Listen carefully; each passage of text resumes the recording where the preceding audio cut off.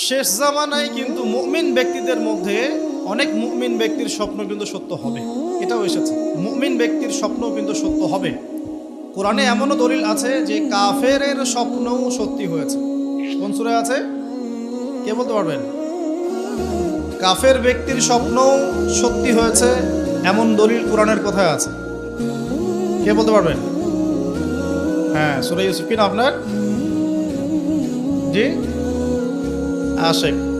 ঠিক আছে, মাশাআল্লাহ। আশিক ভাইয়ের জন্য আমাদের একটা হাদিয়া থাকবে ইনশাআল্লাহ, আপনি আলোচনা শেষে নিয়ে যাবেন। তো ইউসুফ আলাইহিস সালামের যে ঘটনা সূরা ইউসুফ, সেখানে আছে যে অমুসলিম দুজন ব্যক্তির স্বপ্ন সত্য হয়েছে, হয় নাই? একজন এসে বলেছেন আমার মাথায় রুটি খেয়ে নিচ্ছে পাখি। আরেকজন বলছে আমার হাতে ছিল শরাব, এই শরাব আমি পান করাচ্ছি রাজাকে, বাদশাকে। ইউসুফ আলাইহিস সালাম বললেন যে পান করাচ্ছে বাদশাকে সে নাজাত পেয়ে যাবে জেল থেকে, আর যার মাথা থেকে রুটি খাওয়া হচ্ছে তাকে সুদদণ্ড দেওয়া হবে। ঘটনা সত্য ছিল তো? আচ্ছা, এখানে এই দুই ব্যক্তি কিন্তু মুসলিম নন, তারা কিন্তু অমুসলিম। তো যেটা বলছিলাম যে আল্লাহর পক্ষ থেকে মুমিন ব্যক্তিকে সত্য স্বপ্ন দেখানো হতে পারে শেষ জামানায়, বেশি বেশি হতে পারে। তাই যখন ভালো কোনো স্বপ্ন দেখবেন শুকরিয়া আদায় করবেন আল্লাহর কাছে। আর যদি খারাপ কোনো স্বপ্ন দেখেন তাহলে কাউকে বলতে যাবেন না। খারাপ স্বপ্ন দেখলে কাউকে বলতে যাবেন না, বরং 2 রাকাত নামাজ পড়ে আল্লাহর কাছে আশ্রয় চাইবেন। আল্লাহ, আমি এই খারাপ স্বপ্ন দেখেছি, এর থেকে তোমার কাছে আমি আশ্রয় প্রার্থনা করছি। পবিত্র কোরআনুল কারীমে সূরা আলে ইমরান এর 19 নম্বর আয়াতে আল্লাহ পাক বলছেন, আউযু বিল্লাহি মিনাশ শাইতানির রাজীম, ইন্না দীনা ইনদাল্লাহিল ইসলাম। আল্লাহ রাব্বুল আলামিন নিজে বলছেন যে নিশ্চয়ই আল্লাহর কাছে একমাত্র গ্রহণযোগ্য দিন বা জীবন ব্যবস্থার নাম কি? ইসলাম। ইসলাম শব্দের অর্থ কি? আমরা বলি শান্তি। সত্যিকার অর্থে ইসলাম শব্দের অর্থ হচ্ছে আত্মসমর্পণ করা। কি করা? আত্মসমর্পণ করা। যে ব্যক্তি আত্মসমর্পণ করে, যে ব্যক্তি ইসলাম পরিপূর্ণরূপে পালন করে, তাকে আমরা বলি মুসলিম। যে ব্যক্তি ইসলাম পরিপূর্ণরূপে পালন করে তাকে আমরা বলি মুসলিম। যেমন এই মুসলিম শব্দের সাথে যে নবীর নাম জড়িত সেটা হলো, তিনি হলেন ইব্রাহিম আলাইহিস সালাম। সূরা হজ পড়ে দেখবেন, হুয়া সাম্মাকুমুল মুসলিমিন, তিনি তো আমাদের নাম দিয়েছেন মুসলিম, এই জাতির নাম দিয়েছেন। তিনি আমাদের জাতির পিতা, মুসলিম জাতির পিতা।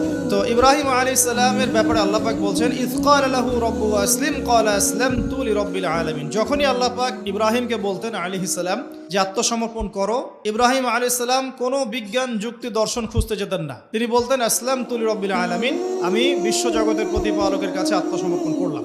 উদাহরণ দিচ্ছি, আল্লাহ রাব্বুল আলামিন ইব্রাহিম আলাইহিস সালামকে বলেছিলেন স্ত্রী এবং সন্তানকে জনমানব শূন্য কাবা ঘরের পাশে রেখে আসতে। ঠিক আছে, জানি তো আমরা। ইব্রাহিম আলাইহিস সালাম জানতেন সেখানে কোনো মানুষ নেই, কোনো পানি নেই, কোনো প্রাণীও নেই, না খাবার আছে, না পানি আছে, না কোনো প্রাণী আছে। এরপরেও তিনি স্ত্রী এবং সন্তানকে সেখানে রেখে আসলেন। আল্লাহ পাককে প্রশ্ন করলেন না কেন রেখে আসবো, এর পিছনে কারণ কি, যুক্তি কি, দর্শন কি, জিজ্ঞেস করেছেন। ইয ক্বালা লাহু রাব্বুহু আসলিম, যখনই আল্লাহ পাক বলেছেন আত্মসমর্পণ করো, মেনে নাও, তিনি বলেছেন আসলামতু, আমি মেনে নিলাম, লিরাব্বিল আলামিন। আল্লাহ রাব্বুল আলামিন তাকে বলেছেন যে তোমার সন্তান ছোট, হয়তো বয়স হবে 10, 12 বা 15 বছর। আল্লাহ পাক তাকে বলছেন সন্তানকে জবাই করতে হবে। কি করতে হবে? জবাই করতে হবে। তিনি চলে গেলেন, সন্তানকে বললেন, ইয়া বুনাই, হে আমার সন্তান, যার নাম ইসমাঈল আলাইহিস সালাম, ইন্নী আরা ফিল মানামি আন্নী আযবাহুক, আমি আমার স্বপ্নে দেখেছি আমি তোমাকে জবাই করছি। কি করছি? জবাই করছি। আর নবীদের স্বপ্ন কিন্তু ওহী। নবীদের স্বপ্ন কি হয়? ওহী। ওহী মানে কি? আল্লাহর পক্ষ থেকে প্রত্যাদেশ, আল্লাহর পক্ষ থেকে মেসেজ। সবার স্বপ্ন কিন্তু ওহী নয়।